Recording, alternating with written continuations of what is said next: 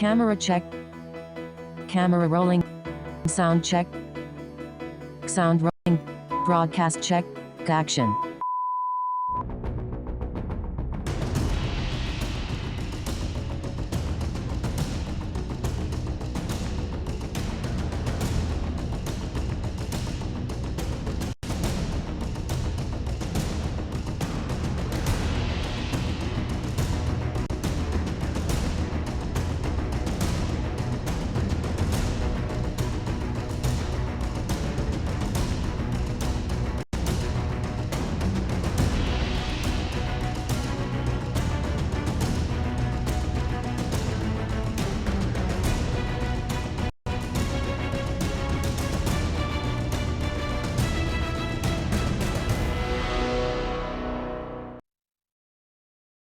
Hello, I'm Karl Taylor. Welcome to Karl Taylor Photography live YouTube, Facebook, joint broadcast rants. Now that's if we've got the technology working. This joint Facebook and YouTube live thing is quite a task for our tech team over there who are busily plugging away different wires and stuff. Anyway, right, it's been a while since I've been here live on Facebook. Obviously, we've been over live plenty of times on the Karl Taylor Education channel, but live to our social media following, I've been, what's been going on? Why haven't I been here?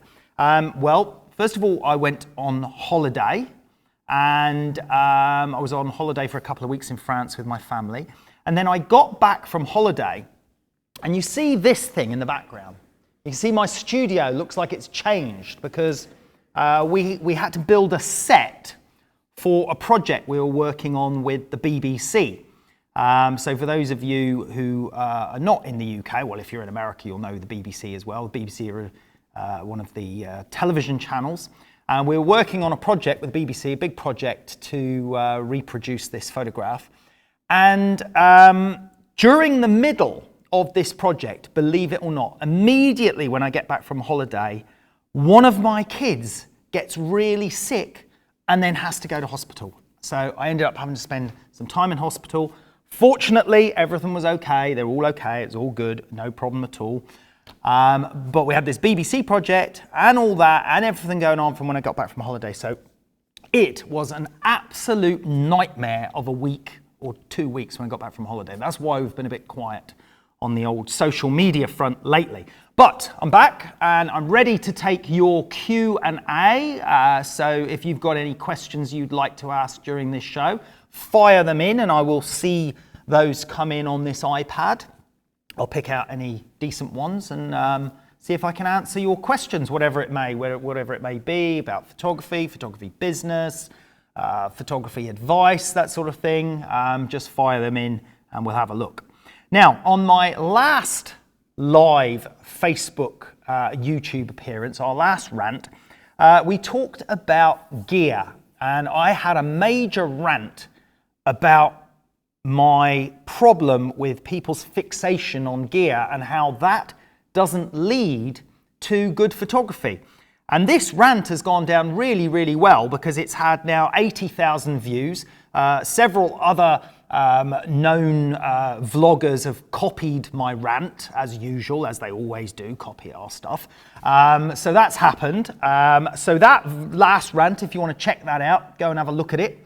And you'll get a good idea about my feelings about what it means to take photographs, what it means to take great photography, and this disparity between that and equipment and gear, and how we should link and relate those two things. Now, interestingly, on that last rant, I mentioned about how I took my first photograph, the picture that actually hooked me on photography when I was 17 years old. I took my first photograph on a Minolta X700 film camera, an SLR camera. Did this when I was 17 years old, got loaned this camera. And while the BBC were here filming and asking me questions, they asked me about this picture and I had to find it, and I've got it here. This picture is a picture that I took on the first roll of film that I ever shot on an SLR camera. So this was taken on a negative film. I can't remember what type of negative film. Might have been like Kodak Gold or something, you know, when film came in 12 exposures, 24, 36. And this picture was taken on a Tamron mirror lens, a 500mm mirror lens, which is a stubby little lens with a fixed aperture of f8, and that's why you get those donut-shaped highlights on the sea there that you can see in the background. And I captured this shot and froze this horse galloping along the beach, and it was the result of seeing this picture that absolutely mesmerized me towards photography. And you know, that's the interesting thing. This was a turning point in my life, taking that photograph, because I used to do a lot of art and painting, and I was, you know, very passionate about painting and drawing and art. And then I discovered photography when someone let me borrow this camera, and that picture there, that's the result that I got on my first roll of film. So I was really, really chuffed. You know, you go out, you've never used an SLR camera, someone's just shown you the basics and stuff. And this is one of the shots from my first outing with an SLR camera, and I was just addicted to photography from that point onwards. And that has led me some nearly 30 years later, well actually yes, 30 years later, to where I am now. I've been operating as a photographer professionally in a studio environment for 20 years, and then in reportage and journalism before that. So, you know, 25-year plus career now, but 30 years, 31 years, I think it is, that 31 years? 31 years, I guess, since picking up a camera. Now, the point I'm trying to make here, going back to that last rant video, if you bring that picture up again, Ben, there's nothing wrong with that picture quality-wise. I actually, for the BBC, when they wanted to look at this, I had to scan the picture from a print or from a negative, and you can see the quality of it is perfectly okay. So there's no issue. This thing about gear, this picture was taken on a camera that was like 35 years old now, and you know, like I said on that last rant when I was talking about the F1 camera that I used to use, it can take perfectly amazing pictures. So we shouldn't get so hung up about the gear. So if you want to check out that rant, then go and see our last video. Hopefully you'll enjoy it. And it might inspire you to think about how we take pictures and how we create pictures and what that means, and not to be so focused on the gear, because as you can see, we can get perfectly amazing results without the gear. And I hear you all laughing as you say, look at that $4,000 Para 222 and Para 133 in the background, and this amazing tripod that I'm actually going to review. This tripod is incredible. This tripod was sent to me. I played around with this tripod and I said to the guys, I can't believe this tripod. This is incredible. I'm going to review that later in this episode to tell you why I think this tripod is so good. So anyway, this set that's in the background here is part of the thing that we were doing with BBC. We had to build this set, these walls and everything, and build this whole scale thing. And we have loads of stuff going on out, which unfortunately I can't tell you about because I'm sworn to contract secrecy, but all will be revealed soon. As soon as they give us a broadcast date, I'll tell you when it is, and you can check it out on BBC One or on iPlayer when it's published. And if you're not in the UK and you don't have the opportunity to see it, then once it's published, we'll try and put a piece about it on our blog so you can check out exactly what we did. So that will be coming soon. Now, we have got some questions coming in. I'm going to take a couple of questions before I move on. I'm going to talk about the new iPhone X. Everyone's probably sick of hearing about this phone. I'm sick of hearing about it, but I want to have a little moan about it, okay? Because there's some things that have come up about photography to do with this phone that I don't quite agree with. So I'm going to address that. I'm also going to talk about a couple of other things, and then I'm going to review this thing and tell you what I think of this thing. Right, let's have a look. Some questions coming in here. Loads of questions coming in. Oops, I've just dropped the iPad, and now I'm going to be... oh, there we go. I've got it back in position.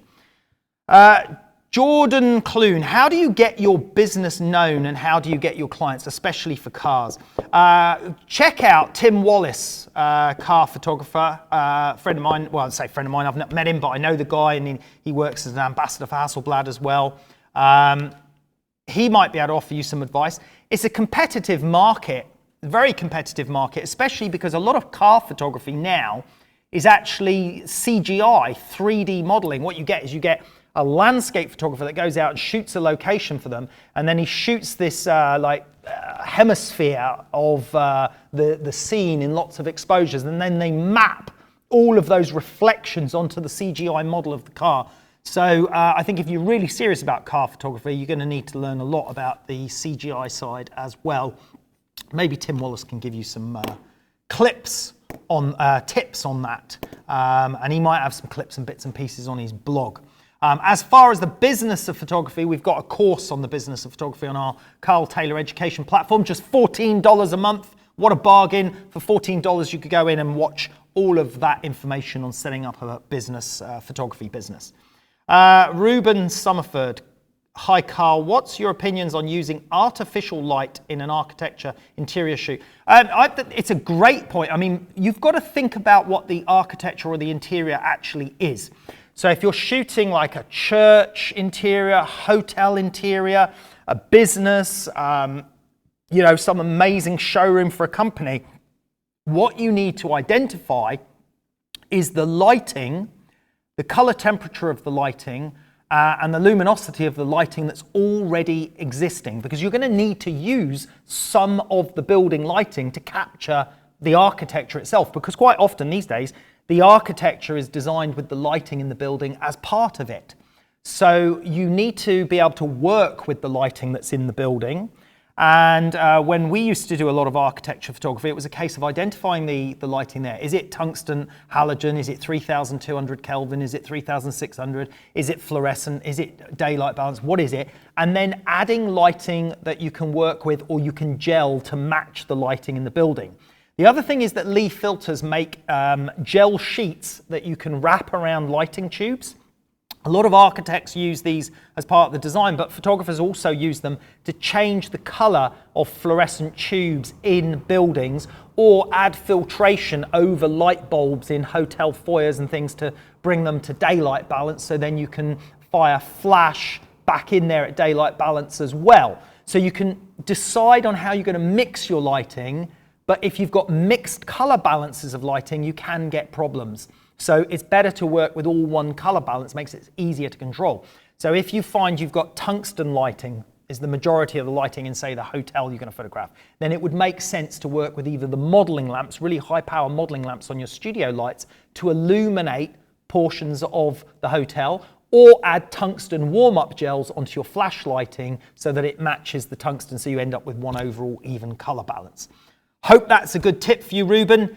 If it's a good tip for you, let us know. Right, Chris Birkmeyer, going full-time into photography for the first time. Any advice, Karl? Yes, our business of photography course, $14 a month, Karl Taylor Education. I can't say any more than that, Chris, because I've given all my best tips about what I did in setting up a business in that particular course. The only advice, like any business, Chris, is when I went into business, you just got to work really, really hard. You got to work beyond hard. When you go into business, it's not 9 to 5 anymore. It is 7 a.m. till 9 p.m., 6 days a week. Give yourself one day off. And it is, you know, doing all your own marketing, your own emails, your own letter writing, your own mail shots, your own Photoshop, your own retouching, your own photography. It's non-stop. You must never have a dull moment, because if you've got a quiet period, then you should be marketing. If you've got any downtime, you should be shooting amazing images for your portfolio to target the type of market you want to reach. All of this is covered in my business course, karltayloreducation.com, $14 per month. Next one. Ellis Collins. Hello, Karl. Get rid of the mannequin at the beginning of your intro. No chance on earth. We love that mannequin. The mannequin's name is Stephanie, and that is fast becoming Ben's new girlfriend. So she's not going anywhere. We love her. We love her. She's our little mascot. BBB Powerful. Why can't I get sharp eyes with my Canon 1300D and kit lens, even though I get this exposure spot on? Well, could be two things. First of all, you might have a dodgy lens. Second of all, you might not be focusing properly. Third of all, you may not have sufficient depth of field. You might be shooting at full aperture and then either you move or the model moves. A lot of people, this happens when people are shooting at 1.4, 1.8, even f2. They say, right, I never seem to get it really sharp with that lens. And I look at the way they're working and they're shooting handheld and then they're shooting a model. And if either of one of you sways by about that much, then the picture's not going to be sharp. So if you want to be absolutely sure, test your camera and lens on a tripod in a fixed position and photograph something in a fixed position, focus on it, shoot it, and look at the result. That's the only way you can be absolutely sure. You have to do very sort of scientific controlled tests to make absolutely sure. Okay, who we got now? Lynn Fogg. Oh no, that was the same one. That was the lens. Dieter, cool. Hi, Karl. Do you think the professional photography industry is dying due to online tutorials? Well, you could argue two things, Dieter. Obviously, I'm in the professional photography industry and I'm in the tutorial market. Okay, I work as a commercial photographer. I still have a thriving business as a commercial photographer. And if I wasn't doing the online tutorials, I would just be continuing doing my commercial photography work. Maybe not in such a big size studio. I don't always need the studio this size. We've got this bigger studio for filming and for other things as well. But I've still got my main set of clients that I've had for the last 15 years that I still work with. The industry's not going to die at a certain level. I think that the levels have maybe separated a bit. You had this large influx of amateurs that started eating the lower level commercial work, and then the higher level commercial work got separated away even higher at a higher price. And then, you know, but I actually think now, what I've seen, especially in the wedding market from friends of mine that work in that market, is that a lot of the wedding photographers that set up 5 years ago when there was this huge buzz about photography, some of them have just given up and not bothering anymore. And a lot of those part-time wedding photographers have started to dissolve away, either because they've got bored with it, they've lost the buzz for it, or they found actually I'm not making enough money from it, or it's too difficult. There's lots of reasons, and I've got wedding photographers that have been wedding photographers for 10, 20 years, and they're sort of saying to me, actually, market's coming back for us again for the old-time pros, because the part-timers are kind of like not so keen. And we're seeing in camera sales now, Dieter, that DSLR camera sales have sort of gone down the last couple of years. I think they're sort of plateauing out again now. So maybe that overall buzz in photography has dropped a little bit. But in the tutorial market, you know, we've actually helped photographers become pros. So you look at some great photographers that I've worked with that have gone on to shoot big campaigns. They work in advertising photography, product photography, and I'm very proud of what they've achieved through our training. So I don't know the answer to that, Dieter. I don't think the industry is dying, and I certainly don't think it is due to online tutorials. I just think that, like everything in the world, education is more abundant now. It's more available to you, whether it's photography, filmmaking, woodwork, cooking.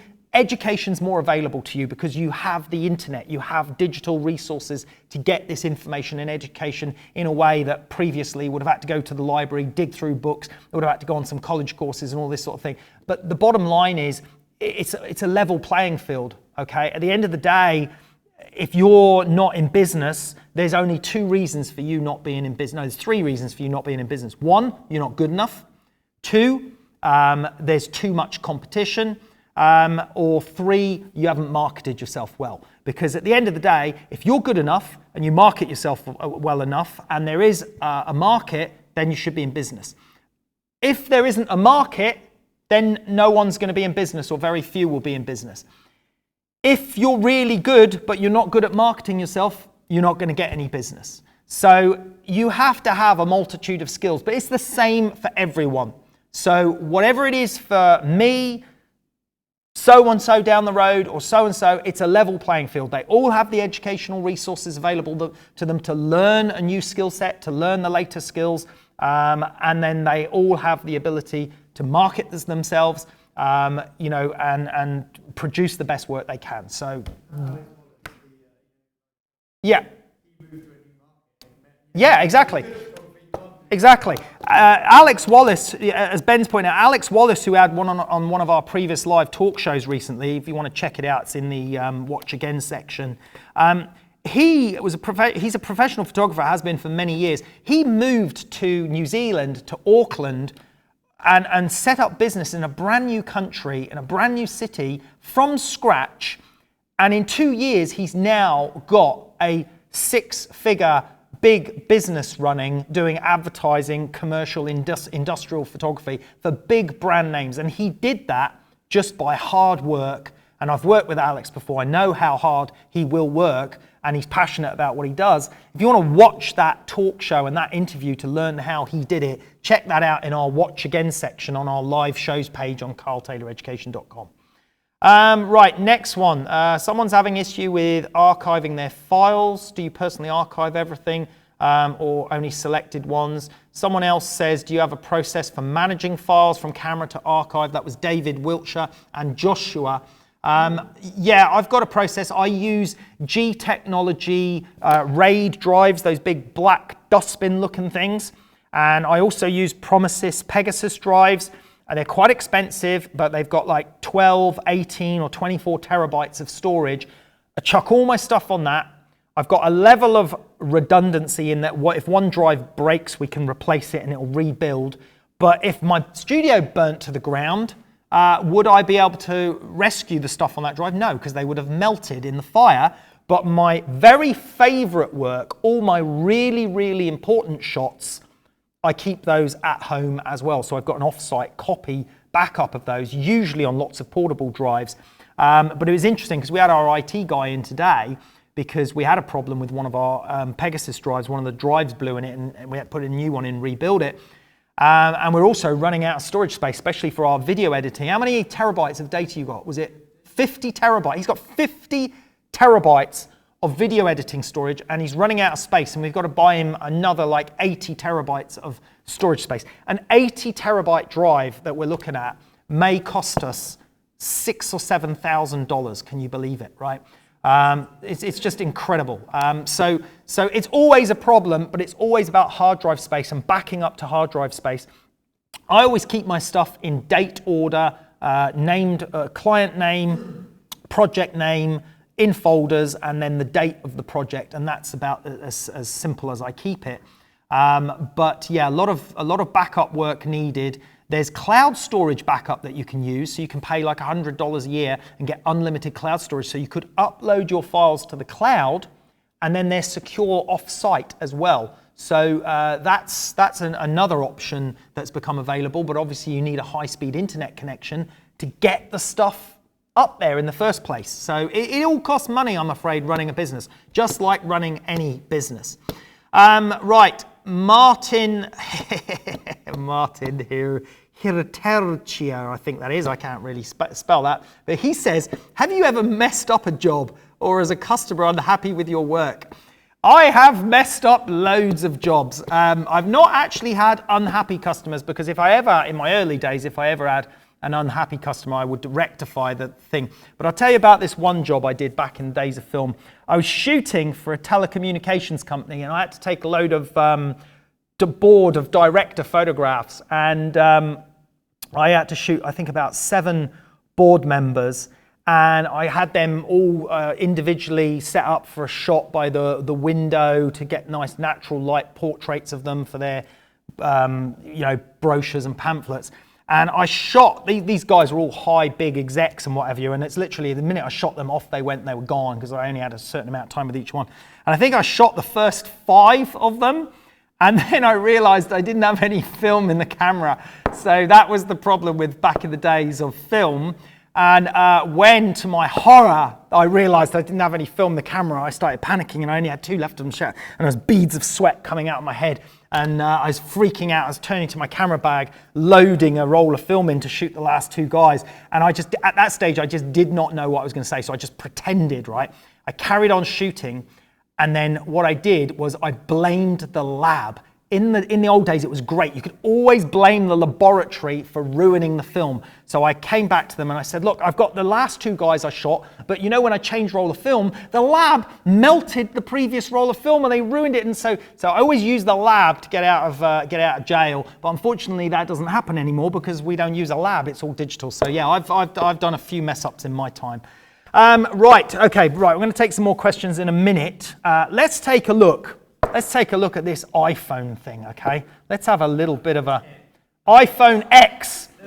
He's calling it an iPhone 10, but you know, he can call it 10 all he likes, because when I go to their website, here's what it says. Look at that, Ben. Bring this up on screen. Bring that up right now. What is that? That's an X. iPhone X. Yeah, it's a Roman numeral, whatever. Looks like an X to me. Okay, so the iPhone X, blah, blah, blah, blah, boring, yawn, yawn. Here we go. Oh my goody gumdrops. It's got a full glass screen just like the Samsung one. All goody gumdrops. We're now going to be able to stare our face at it, and it's going to be able to recognize who we are. Oh, some splash proof. Good. Nice photo, by the way, with some liquid stuff going on there. I like that.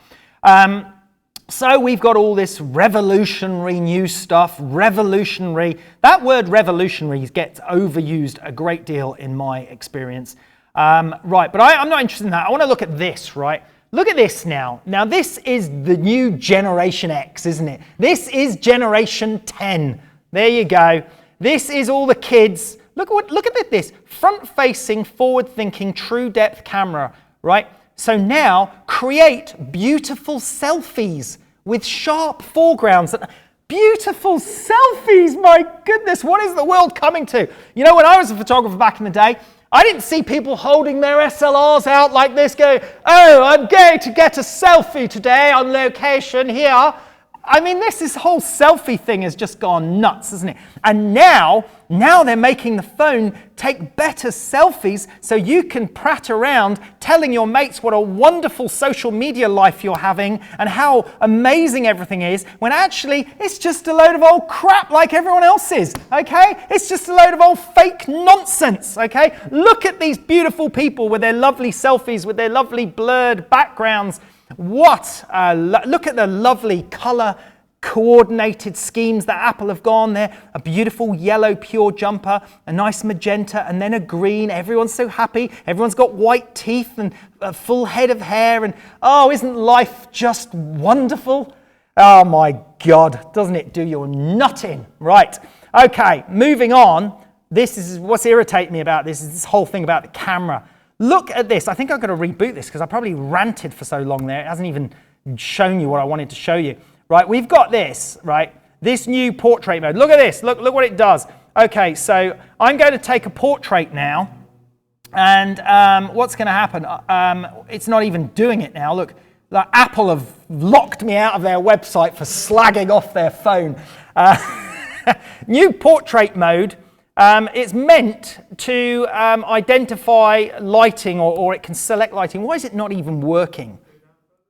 There it goes. Is that it going? There, right. So look at it. It's changing the contrast, and now it does some ridiculous cutout. It does a black and white conversion and pretends that it's a professional portrait camera. It's even called it stage mono light.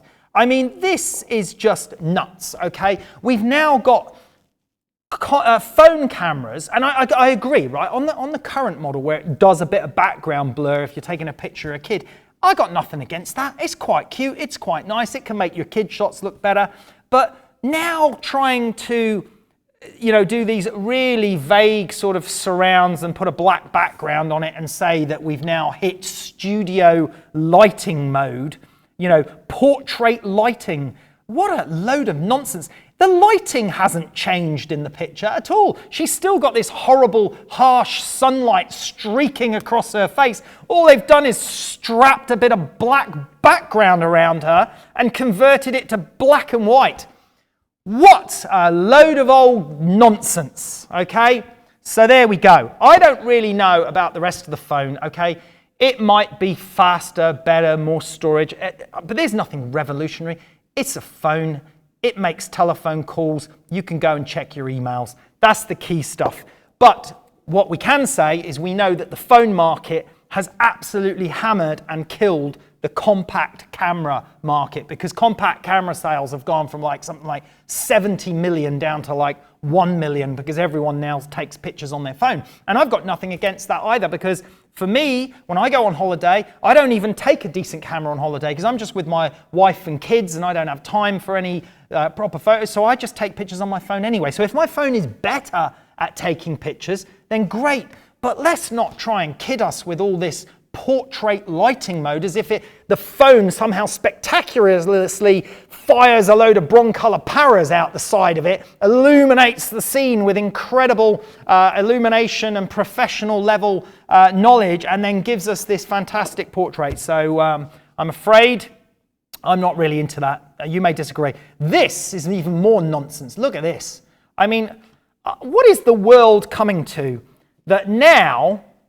Right, this is the height of our intelligence now. This is it, okay? Virtual, what do they call this? They call this virtual augmentation or something. No, it's not that, but that's coming as well. Right, so now, as well as selfies, we don't even have to use our own stupid self. We can stick a cat on our head instead. We can have a cat self, okay? I'm having a moan. I'm probably picking on this stuff just because I've had a bad week, okay? If you guys find this fun, that's fine. These kids, look, these kids, right, they love it. These kids at this desk, right, she's 20, he's 25, something like that. They love all this nonsense, right? But I'm an old guy, so I'm not really into it.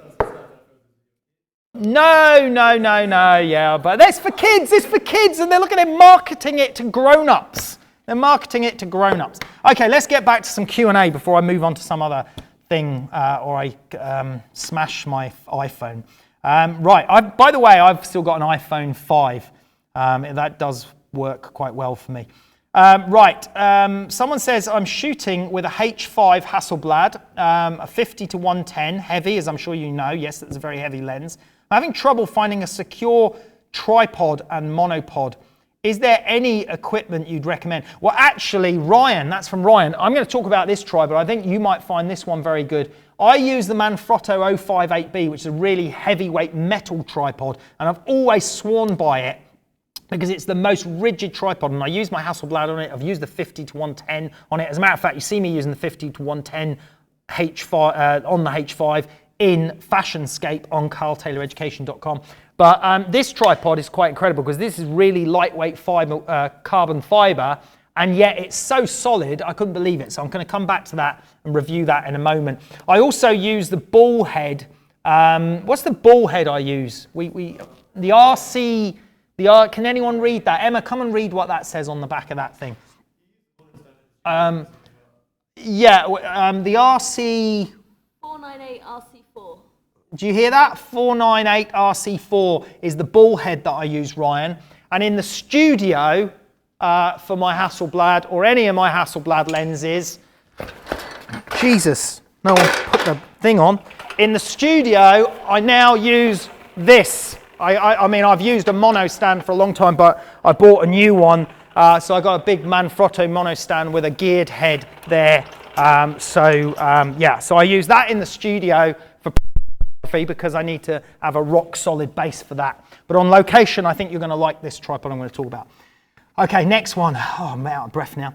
Stuart, hey Karl, do you recommend doing photography courses, e.g. college, university, or is self-taught good enough to get into the business? Good question, Stuart. It's a question that comes up a lot. I recommend you do our courses first before you do a college course, because everyone that's been on a college course or university course and then done our course said, I really wish I did your courses first because I would have learned so much more. So do our courses, and our courses are now $14 a month. So you can't get fairer than that. KarlTaylorEducation.com. There's another plug. You're going to get plenty of those throughout the rest of the episode. University, other photographers that have worked for me in the past, they went to university. They were okay. I've worked with other photographers that didn't go to university or studied something completely different, and they've turned out to be amazing photographers. The best thing for photography, in my opinion, is experience. I cut my teeth working for other photographers, learning from other photographers, apprenticeship style roles or working as an assistant. That's where you're going to learn the most. But I think it's still wise to get yourself a degree. But personally, I'm not sure I'd get a degree in photography. I'd maybe get a degree in something else in case the photography career didn't work out. So there you go. Right. Yeah, as Ben just shouted out there, if you're a photographer, it's about your portfolio. You need to build a great portfolio, and you need to look at your, your peers and look at their work, look at the quality of the professional photography out in the market and what is winning work. And you have to think about, how am I going to get to that level and what do I need to do it?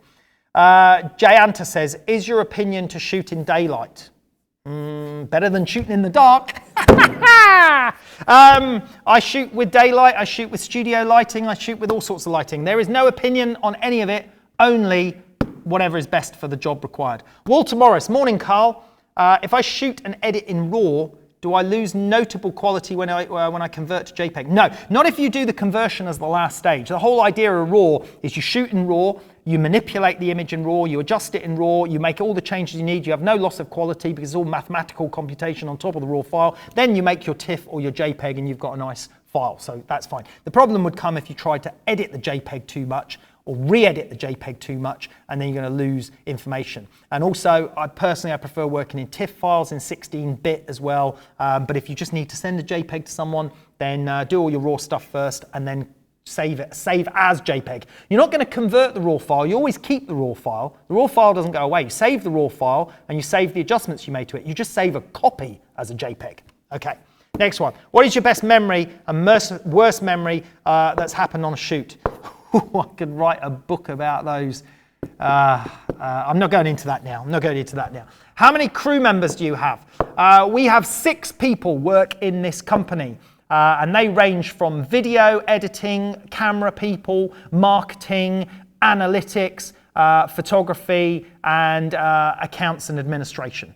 And that's partly because of the tutorial business and running our workshops and all this online stuff that we do, and some of it for my commercial photography business as well. Next one, Anthony.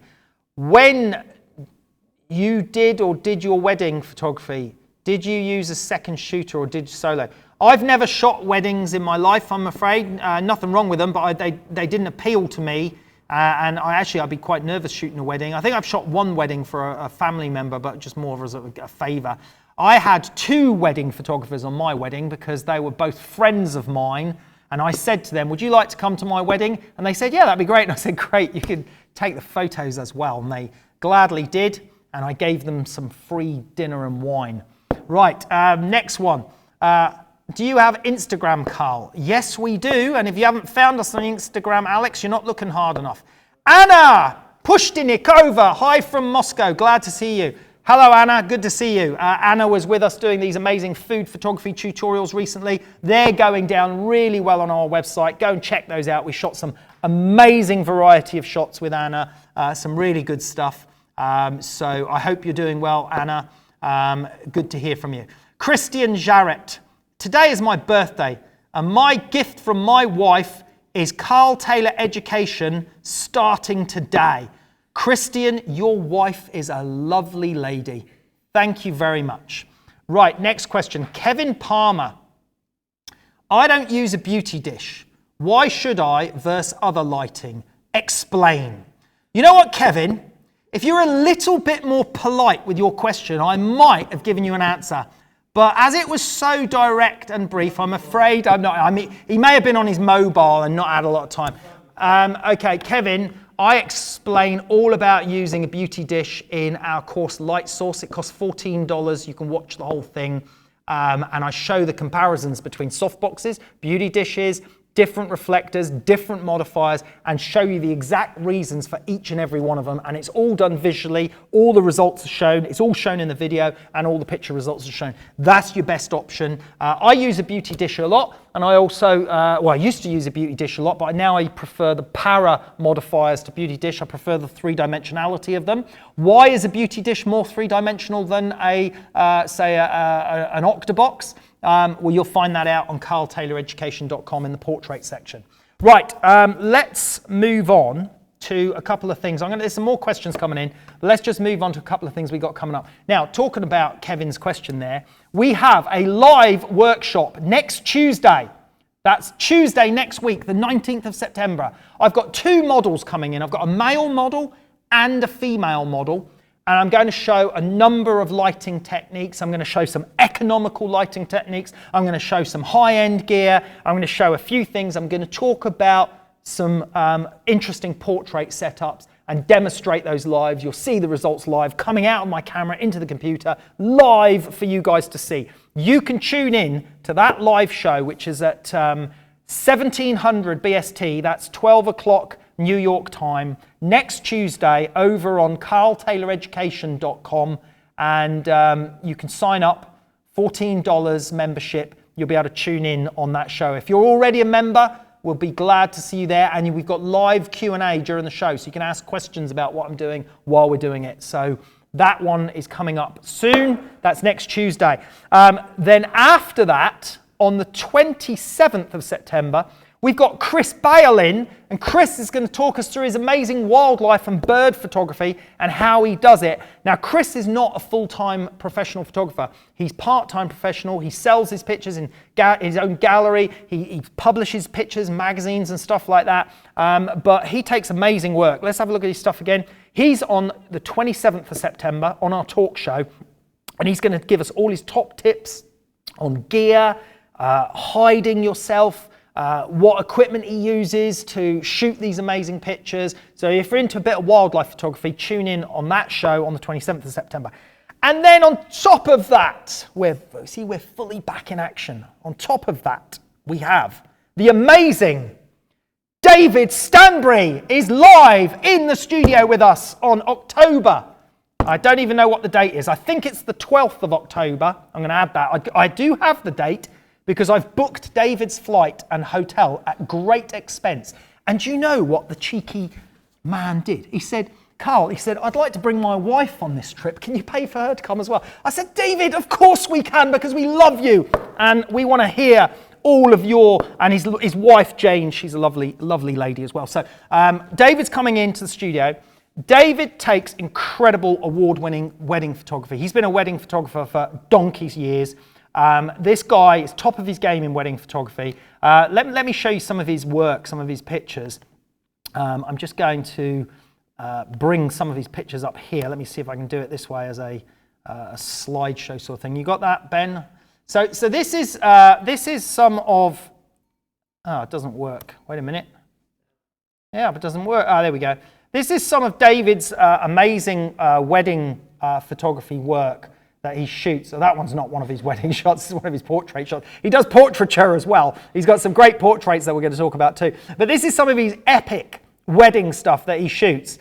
And he's been a successful wedding photographer for many, many years. And he's got this great ability with sort of reportage style, staged portraits, staged wedding shots and natural wedding shots as well. There's beautiful quality that he always finds in his pictures and always manages to capture these moments for people. So David is coming in to our studio, and he's going to talk about his work, and he's going to give his top tips on posing wedding couples, on the equipment that he uses, on how he lights couples, whether he uses natural light, reflectors, lighting, what he looks for on a wedding shoot. He's going to tell us a little bit about his marketing. We're going to have a great time. He's a fun guy, and I'm going to enjoy a pint with him after the show, that's for sure.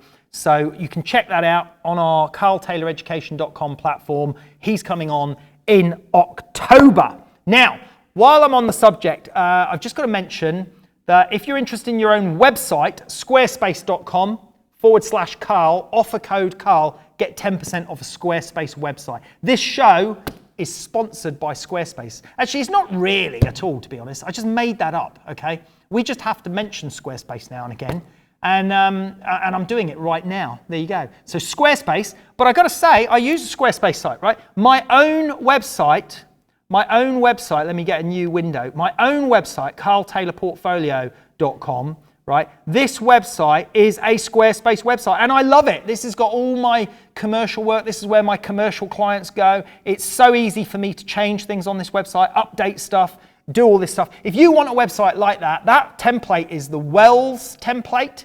It's a Squarespace template, and you can get 10% off Squarespace by using the offer code Karl. And oh yeah, there's an offline app, so you've got your portfolio on your phone even when you're not on the internet, so you can show clients your work offline as well. Fantastic stuff. Okay, right, now let's take a couple more questions before I review this amazing tripod, and then we're probably going to wrap this up. Right, okay, where are we going? Go back. Right, any specific reason why you have additional walls built inside? Yes, Sam, you must have joined us late because this we had to build for the BBC because the BBC were here filming a project that we were shooting and they were documenting this project we were shooting, and I can't tell you what it is because we're not allowed, we're sworn to secrecy. When it's published on the BBC on television, we'll let you know and you can see it then. Next question, can't pronounce that name. How much retouching should I learn as a photographer for portrait? It's always useful to learn retouching because obviously you can improve portrait. You have to have it for fashion and beauty work. You've got to do retouching on that. So it is important. We've got some great courses from beginner right up to pro level on retouching.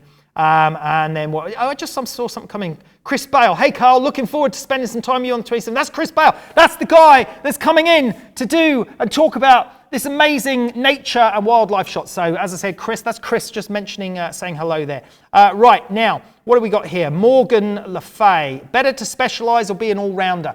It's a good question, Morgan, because some photographers specialise just in product photography, just in liquids, just in jewellery, just in hotels, just in whatever. I've been a bit of an all-rounder because the way my career started, I started off in sort of general commercial photography, bit of hospitality, hotels, tourism, bit of food photography, bit of architectural photography. Then I moved more into advertising, product photography. Now I'd say I specialise more in product photography. That's what my photography in my commercial studio does. Probably 80% of my work is that, with a little bit of other types of advertising photography as well and a few other bits and pieces. So you kind of find your niche, but I don't think it's a bad thing to be able to shoot a number of options. Like for instance, if you're a wedding photographer, being able to shoot portraits would be really important, I think, because it opens up a greater market for you. If you're a general advertising photographer, you've got to be fairly flexible in advertising photography, because sometimes what I've found in advertising photography, it crosses over sometimes into a little bit of fashion, might be jewelry on a model, might be jewelry photography, might be product, might be liquids, might be beverages. So you do need to be a little bit flexible, and if your portfolio can represent that, but eventually you find your calling.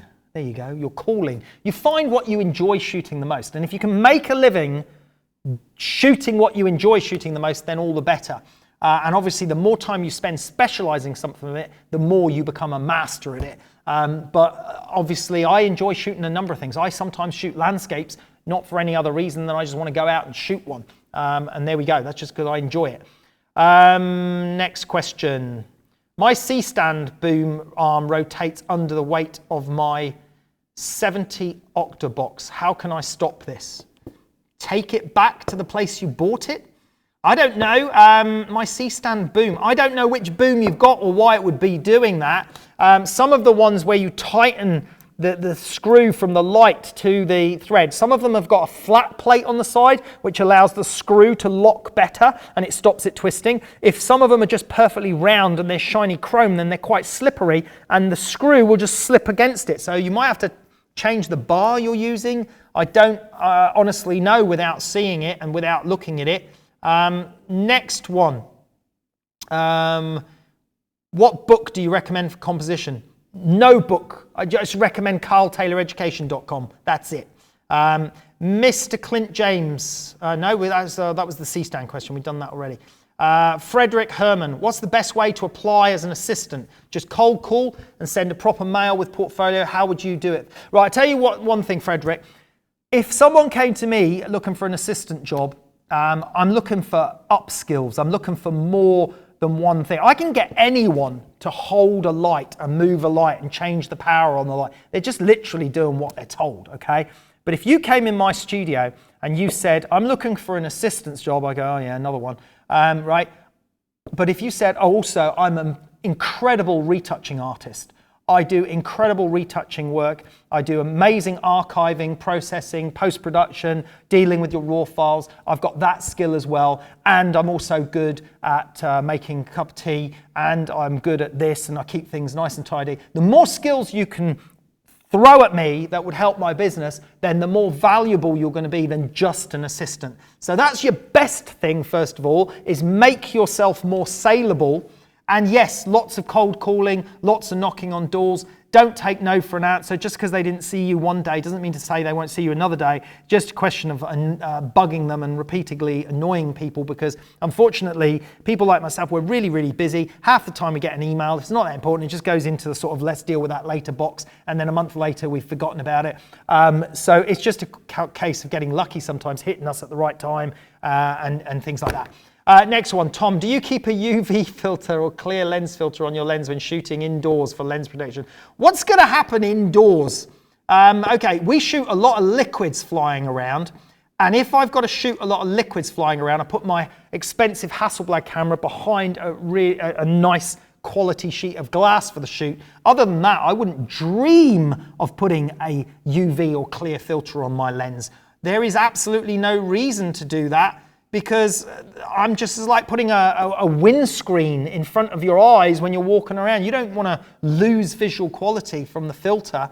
What protection is it going to offer me? Yes, if I'm shooting landscapes outdoors and there's big sea spray coming everywhere, but I've normally got a polarizer on or a graduated ND filter on for the landscape anyway, so I'm not going to put another filter on top. So no, I don't actually own a UV filter. I don't own any clear glass filters. I've got a video on YouTube about why I just think they're a waste of time, and it's just the shop trying to sell you something that's completely unnecessary. On the other argument, if it doesn't do any harm and it doesn't degrade the picture quality at all, then okay, you can have one on, but you're just wasting money, you're just spending money on something.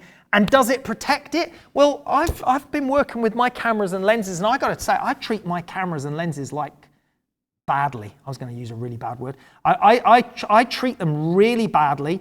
I get told off on YouTube for breathing on them and cleaning them with my t-shirt, which I've done for 20 years, and I've never had any issues with any single lens. So I just don't see the point.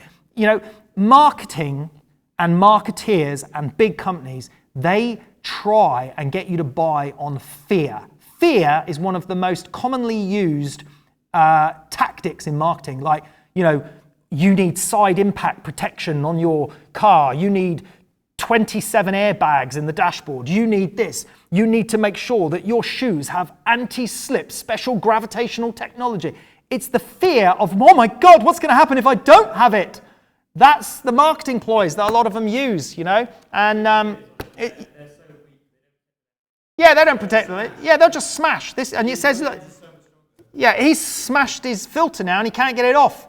I use the lens hood. Yeah, you're saying about using the lens hood. The lens hood is a really good idea. The lens hood has a purpose. It stops flare and it sticks out from the lens. I always use the rigid hard lens hoods. And if I spin around and I bang my camera against something, it's only going to hit the lens hood. So the lens hood's the best thing. Okay, right, a couple more questions, then I'm going to review this tripod, I promise, because we're getting on here. Nicholas Bagivenge. Hello, Karl. Hope I pronounced that right. When will the last food courses be available? Those already online are amazing. Thank you, Nicholas. So whip your editor to work faster. Whip your editor to work faster. Yeah, well, he's been busy, but you're right, Nicholas. He needs to put in some hours. He needs to put in some overtime because he got behind schedule on the August ones. Now, but they have been promised for September. I believe that we are going to release 1 or 2 next week. Isn't that right? 1 next week, he's saying for sure, possibly 2.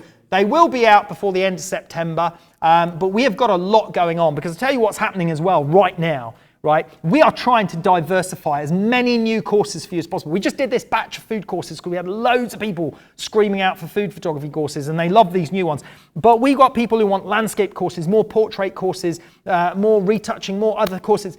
We are working hard. We are, now that we're back in it, all back from holiday, we're working our socks off to deliver new courses. I've got some great product photography courses that I'm working on that I've got planned out. We've got some landscape, seascape stuff that we're going to do. We're even looking at a little series for our Karl Taylor education site where we're going to get a newbie photographer And rather than me show you how to take pictures, I'm going to show them how to do it, and you'll see them get amazing results from my tuition by being there with them, and you'll be watching over our shoulder. All of that is happening on karltayloreducation.com for $14 a month, along with our amazing monthly live shows, well, 2 live shows each month actually, new courses each month, loads of stuff. Our forum, we've got a new forum where you can critique, we can have other photographers critique your work, you can discuss techniques with other photographers, and member benefits and discounts where you can now save big on big brands, okay? We've got all our partners now on here. All these brands, if you want to save money on these brands, exclusive offers for members only. And then on top of that, we've got our competitions. Now we're increasing our competitions to quarterly. At the moment, we've got a competition in December where you can win a 5D Mark IV. We're going to actually have a competition in October or November where you can win some filters and stuff. We've got one in June, but we're going to have another one in March. So we're increasing our competitions to quarterly very, very soon. Right, now, Joshua, why is nobody smiling in your high fashion arty photos? Are you less funny when you're working? Joshua, you should see the behind the scenes, okay? If you're a member of Karl Taylor Education and you go and check out Fashionscape, watch the bonus outtakes, you'll see plenty of behind the scenes smiling and laughing with the models and all the shenanigans that go on. But when we're working and when I'm trying to shoot my serious, when I'm trying to shoot my serious portfolio fashion style stuff, I'm looking for images that invoke emotion. I'm looking for images that have got a feeling, and a smiling model in some of those arty fashion shots is not what I'm looking for. But I can assure you there's plenty of laughs happening behind the camera that you will see on the tutorials. Yeah, even on our vlogs and stuff, we show a bit of that as well. Right, someone is saying, Instill says, I'm about to pull the trigger on a set of broncolor lights, and I was wondering, how do I get access to the student discount if I'm in Malaysia? Well, it's not a student discount. We have a discount that we can hopefully get you with your distributor in Malaysia. If you're a member of Karl Taylor Education, just contact us through email. We'll check your membership. And if you are a member, we will then speak to your distributor and to Broncolor to arrange what we can do for you. So that's how that will work. Other membership discounts are just simply straight codes. And that brings me on nicely to this tripod. Right, no more Q&A at the moment. Let me just put that away. I'm going to move this out the way. I've locked the wheels on this table. Let's unlock the wheels. Right, this tripod, look, did I knock the camera then? I'm not sure. Right, let's check this out, right? Can we still see me? I'm going here. This tripod, right, is the lightest weight solid tripod I've ever seen. I'm not a big fan of these clip-up legs because they usually take a bit too much time. But because this has only got the 2 clips on each one, this one's particularly quick. So it's quite compact. It folds. And this weighs nothing compared to my own. I mean, I don't know what the actual weight on this was, but it is so solid. It's completely carbon fiber. It folds out like so, quick like so. Boom, boom, boom. Now check this out, right? If I get that on the ground like that, right. That is a strong, because I'm not a light guy. It's all carbon fiber. I think some of it are magnesium. And then it's got these adjustable leg positions where you push this button here, and then you can get the legs to lock out at really wide angle, which actually I was looking at it, I was thinking, oh my goodness, right, so you could get really low to the ground with this tripod. And then I thought, well, what about this center column? This center column is going to hit the ground. And I thought, surely they must have thought of that. And of course, Manfrotto have thought of that, because this center column, which is actually a geared head, can we see that? It's a geared head, which is amazing. But if you undo it, you can take this off here. Oh, also, I'll come back to that. So you can take the geared head out altogether, and then you can actually put it in upside down in here. So you can put your camera underneath, and you reattach this bit to the top. You put your camera underneath if you need to shoot downwards on like flowers or copying or whatever you need to do. So they thought of that, which is great. They thought of the low shooting angle, which is great. And then I quite like this, which is a nifty little feature. So this bit that goes on the bottom has got the spirit level on here, so you can level up the camera so you know it's level. But it also sticks out. Let me just get that screwed back on here. It sticks out here, like so you can hang your camera bag on that to make this a lot heavier. And you saw how much weight I put on it just before. I put my body weight on it. So you can hang your camera bag on that bit to pull this down, because it's lightweight. So I was thinking, right, these ones, in the wind, this might be a bit rocky, but actually it's really, really solid and strong. I can't believe how solid this thing is for a carbon fiber tripod. It is rock solid rigid. You could put some additional weight and hang it on here, and then this thing is pinned to the ground like a 10-ton weight. It's incredible, incredible. Plus the geared head, plus the fact that it folds up really compact. This actually, I'm a big fan of the 058B, which is a really heavyweight metal one.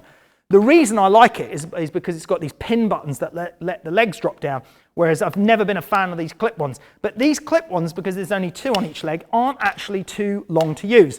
I'm also thinking, with this being carbon fiber, you might get away with using this one in the ocean or water or rivers or stuff a little bit more. Don't take my word for that, because I don't know. I don't know if it's waterproof or can be used in the water or not, okay? But what I can tell you is, if you're a serious landscape, and you'd have to be serious because this thing isn't cheap, right? If you're a serious landscape photographer, this is gold to landscape photographer, because it is so airy and yet so rigid. I mean, I can't believe how light this thing is and how rigid it is. This is called the Manfrotto. Actually, let me get it back up on, let me get that out of the way. Let me get this back over here, right? It's called, oh, I just knocked the camera. This is called, I don't even know if I'm going to be in focus now, because I don't know if I'm going to sit back down in the right place. There we go, somewhere around there. This is called the Manfrotto 057 carbon fiber 3-section geared tripod. It's $839, I hear you say. Yes, it is $839. But do you know what? If you're a Karl Taylor Education member, you get 15% off of Manfrotto. By using our Karl Taylor Education members exclusive code, you can save $120 off of that tripod. Isn't that amazing? That's the discounts you can get from being a member. So membership is worth it just for the savings that we get you on top brands and top gear. And that applies to all stuff on Manfrotto's website. The bags, the Gitzo tripods, Lastalite, National Geographic bags, Avenger C-stands, all sorts of things. So there we go. There you go. That makes it worth being a member, but I can thoroughly recommend that tripod. I think that tripod is something I'm going to be starting to use on location soon. It may even oust my 058B from being my favorite tripod, but we shall see. Right, no more questions coming in. I think that's about it. Any news there, guys? All okay? Right, okay, so thank you very much for tuning in. Don't forget, next Tuesday on karltayloreducation.com, live portrait session, male and female portraits. Then Chris Bale coming in to talk about wildlife stuff and wildlife shooting. Then another live shooting. I'm going to do some wine product photography shooting live in October, and I've got David Stanbury, award-winning wedding photographer, on the show in October as well. I hope you can join us. KarlTaylorEducation.com, that's K-A-R-L, TaylorEducation.com, $14 per month. You can't say fairer than that. We'll see you next time. Thanks very much for watching.